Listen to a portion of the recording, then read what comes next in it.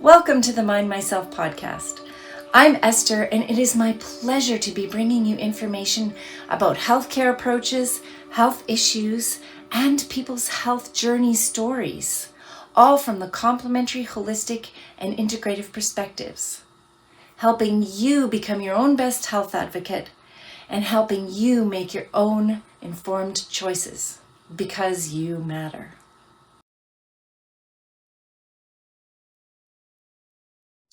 Welcome to the Mind Myself podcast. I am thrilled again to welcome Susanna Friedman to our podcast today.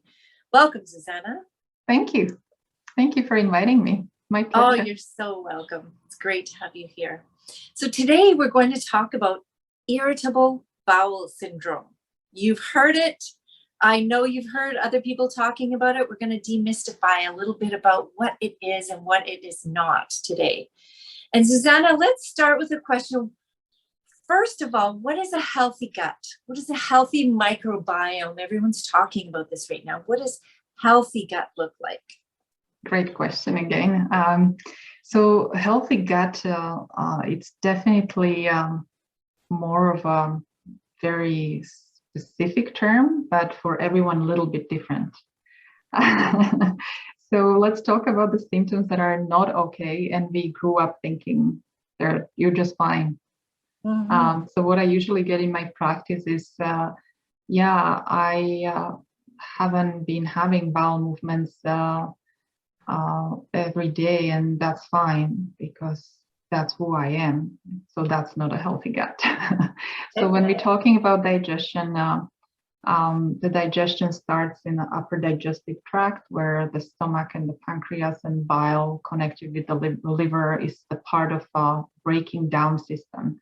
So the first upper digestive tract is breaking down the molecular structures of foods into smaller particles. So when the food is pushed further down into small intestine, where the absorption happens, is the absorption could not happen through small intestinal lining if it hasn't been broken down in the upper digestive tract.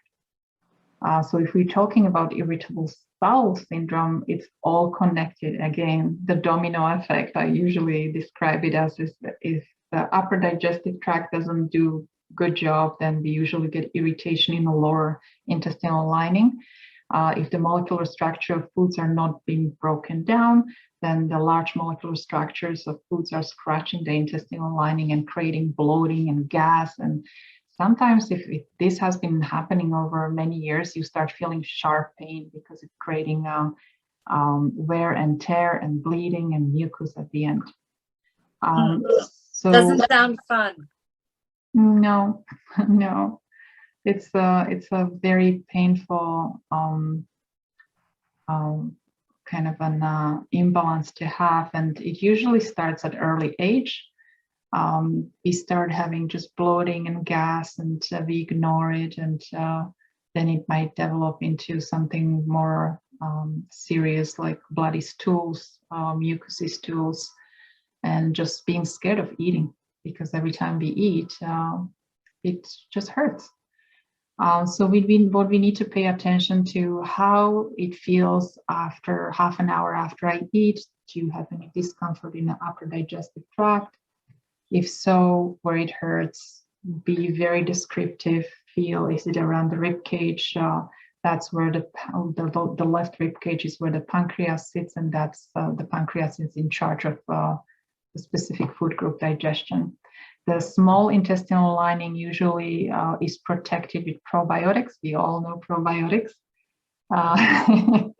We love taking them. They promote peristaltic movement of the gut.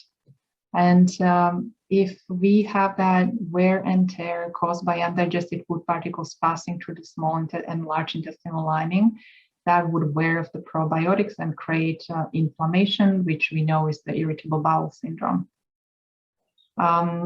Down the road, what happens is malabsorption, leaky gut syndrome, and symptoms like fatigue, anemia.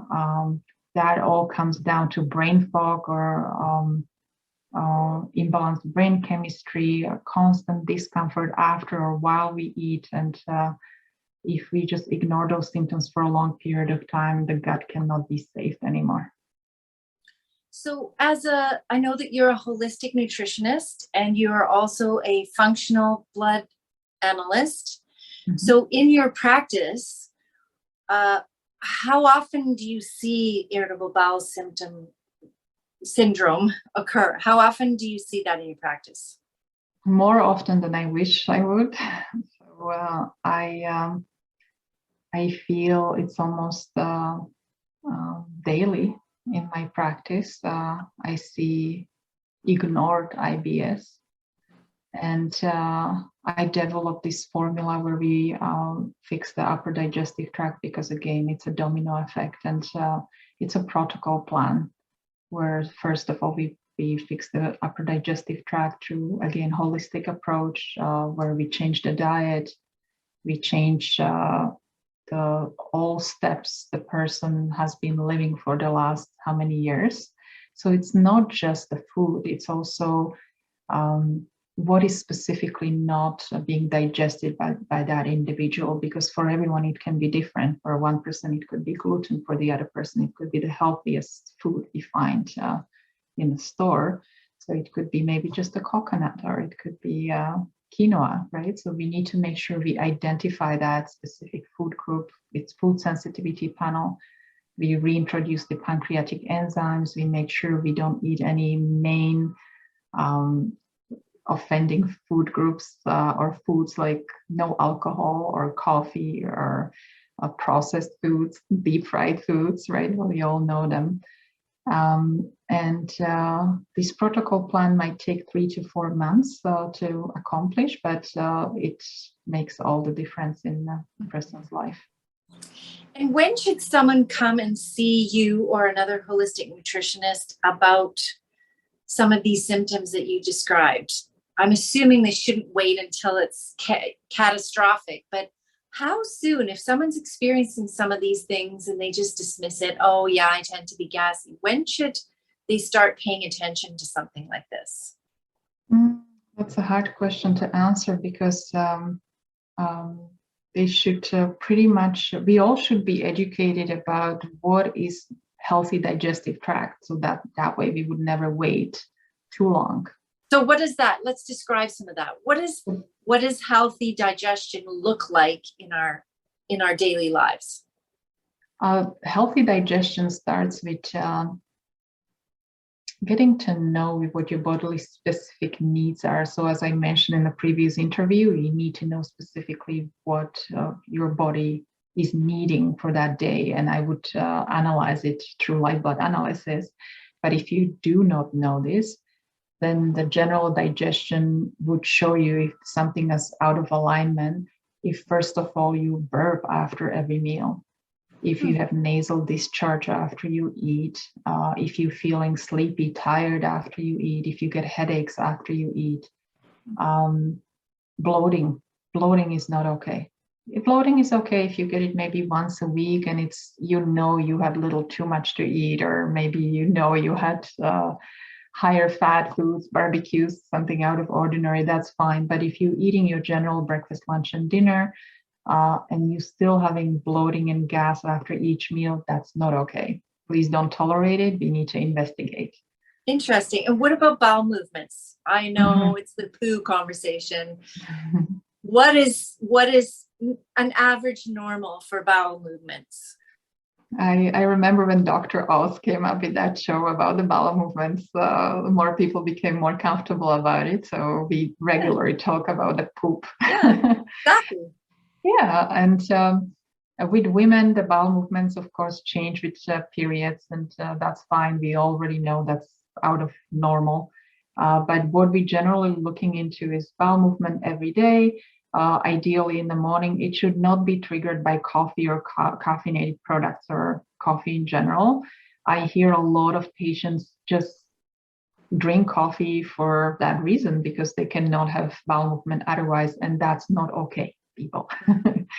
Because the peristaltic movements of the gut move this way, and they should have this smooth, slow movement. And as soon as you drink coffee, it starts erratically moving, and it damages the probiotics and create inflammation. So that's not a great way to have a bowel movement. The bowel movement should be solid. It should be formed almost like Play-Doh, and it should be shaping that large intestinal lining. So it should be looking more like one solid wavy shaped Play-Doh. Like a tube. Tube, yeah. It should not be too dark unless you take iron supplements, and it should not be too light, because that would be more of an indication of poor fatty digestion. But I mean, the biggest no-no you should be watching out for is the diarrhea. You don't want to have watery bowel movement, and then you don't want to have a bowel movement where you have a dry, very hard to pass bowel movements. Also, pellets are not a great indication as well. Another indication of beginning of irritable bowel syndrome is where you feel like you're not completely emptied, like you need to go again and again, or when you have reactive bowel movement. Reactive meaning you eat something and you got to go right away. And you again are afraid to have something little to eat because you know you got to go again. So every time you have anything to eat, you need to have a bowel movement, and that's very much an indication of irritable bowel syndrome. Interesting. So a question that occurs to me is somebody listening to this going, oh, I know I have these symptoms and I've been struggling with this for a long time, but you know what? I'm going to live with the pain because I love what I'm eating and I don't want to make these massive changes. Can you start small? Can you find, what would you say to somebody who comes to you and goes, I really want help, but I can't do everything all at once. Like I really need my coffee today or whatever it is. What would you say? You can definitely start with small steps depending on where you are on that scale. So if you are only on a couple of symptoms, not a big deal, then we just start with one step, that's fine. But if you already come and there is a dangerous situation going on, then I don't think we can just do one pill quick fix. Right. Kind of a thing, because again, as you know, everything is connected. If you're trying to fix just the bowel, you need to start with upper digestive tract, because the bowel won't fix itself. And also diet is so important. If you're trying to avoid eating food cooked from scratch, it's just the body recognizes the molecular structure of food, so there is no way to cheat the system. Right. Well, and I know you're going to be contributing a blog about this as well, so maybe we can go into a little bit more of the specific details on how to advise people. But in the meantime, as we wrap this up, are there any other things that you'd like to say about irritable bowel syndrome before we have our ending quote? Irritable bowel syndrome is a large spectrum issue. It's connected to genetically modified foods. So what it comes down to, it's molecular structural foods that are impossible for our body to break down. So those are foods that are created by our manufacturers, and there is no need to disclose every ingredient. And that's when we get so sensitive to hidden ingredients, and it could happen to anyone. That's why we get so surprised when we travel to Europe or other countries and we eat anything and we feel great, because Europe has not approved most of these products or ingredients we are using in our daily food selections. So this is where I feel that it's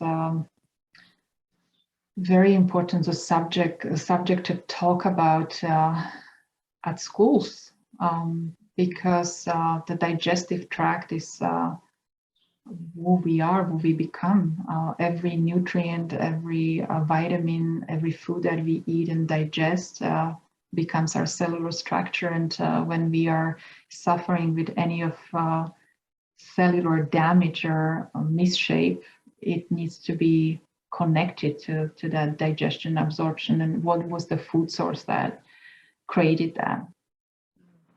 Yeah, it's not just the digestion, absorption, and inflammation, but also about agriculture and the food manufacturing connection. Wow. So everything is connected, whether we like it or not, it's all connected. So it's a big journey and an exploration, and not to overwhelm people, one thing at a time, but it is important to pay attention to if you're noticing some of those symptoms, right? Definitely. Okay, and is there something you'd like to leave people with today? Like a general ending is pay attention to yourself. Treat yourself well. Treating yourself should not be just a general massage or going into a beauty salon. Treating yourself well is maybe buying good foods, organic foods, bowel soothing foods. Maybe read a book about herbs so you could create your own tea and see what works specifically for you, not just for your digestive health, but finding what is it for you specifically that you're trying to work on. And you matter, right? Yeah, exactly. Great advice. So thank you for being here with us today, Susanna. Thank you for having me, Esther. Oh, you're welcome. And for those of you listening and watching, if you would like to reach out to Susanna, she does live in-person visits and also some online consulting. So check out her Mind Myself profile, and we will have some information below about how you can reach out to her. Thank you, Esther. Thank you for being with us at the Mind Myself podcast today. We know that time is precious and you've spent some of your valuable time with us. We're grateful. If you would like to reach out to our guest directly, the information is below. And if you would like more from Mind Myself, that information is also below. Please visit our website and check out all the information about the different complementary, holistic, and integrative healthcare approaches, information about health issues, more podcasts, tons of blogs, and we even have a community page for you where you could reach out and tell your story safely, or you could ask questions and perhaps somebody else in the world is going through something similar to you. In any case, we're so glad you're with us, and we're doing this because you matter.